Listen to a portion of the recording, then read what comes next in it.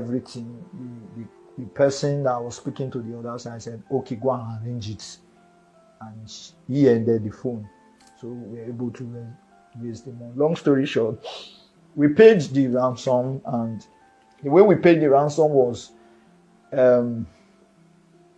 they called me and gave me a phone number and an account number that I will pay into. Then I should call the phone number. And when I called the phone number, it happens to be one of the victims' brother that was even instructed to collect money from other victims that is in their den.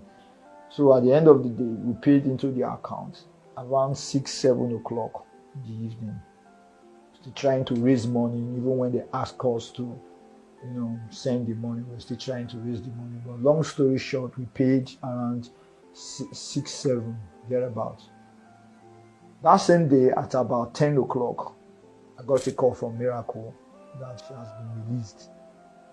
And I thank God. I asked her where she was and all that. We were able to redirect her. I was at the Stacy ID where they brought her to me. And that's how we reunited that particular day. Now, the reason why I'm narrating all these things is so that some of us, in fact, Nigerians, should be aware of what is happening in Edo State. Edo State has become the den of kidnappers, especially that Benin-Auchi Expressway. When I was in that police station making my report, different report was coming in. That's a week we were ambushed. That's a week. On Wednesday of it, we kidnapped some persons. On Friday was the incident that involved me. Then on Saturday was the same. They still kidnapping that road. On Monday, where they released Miracle ID, they actually also kidnapped in that same road. Nigerians, we have to call on the government to do the needful. My advice to people traveling, especially students, since that road leads to ever busy Ambrose Ali University and Auchi Poly and other schools in that road. My advice to the students and people that are applying that road is to not travel during the weekend, because weekends are mostly the time they usually perpetrate their havoc. But if you must travel when it is daytime, around maybe 10 to 3.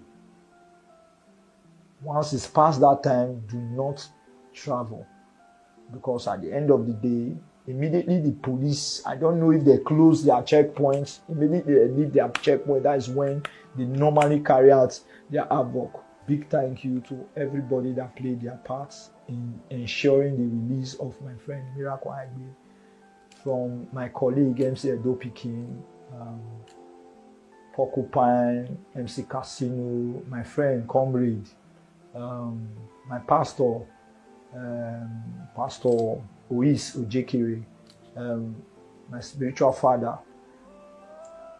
I want to say thank you very much for those that called, all the fans on Instagram, Facebook, people that were calling, people that were praying, even received a text message from Apostle Johnson Suleiman that also joined us in prayer.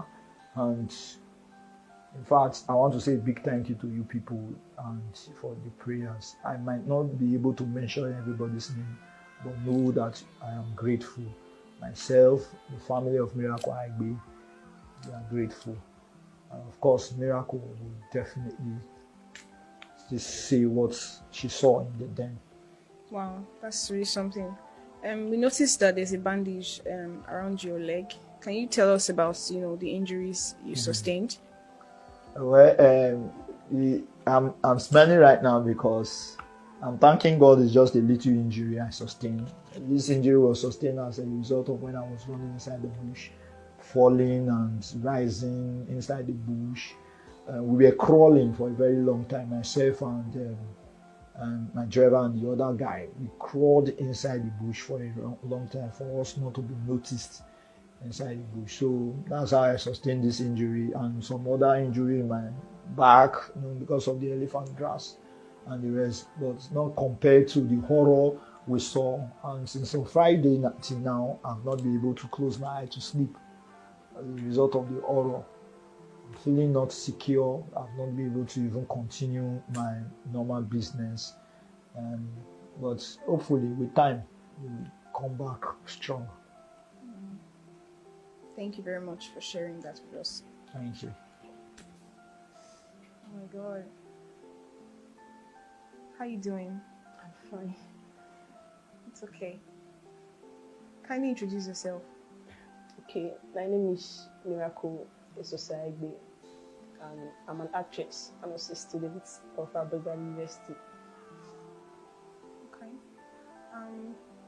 So we just finished speaking with young Gilda, and he narrated his experience to us. So we'd just like to also hear from you. Tell us about your experience, about the kidnapping along Benin Auchi Express Road.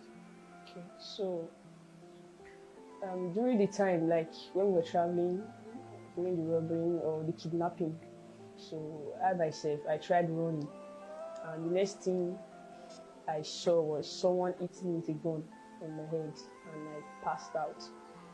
Then I woke up and saw myself in the bush. I was crying, and I asked him, like, what am I doing here? He told me I've been kidnapped, and I needed to pay 35 million naira for my release. So I started crying.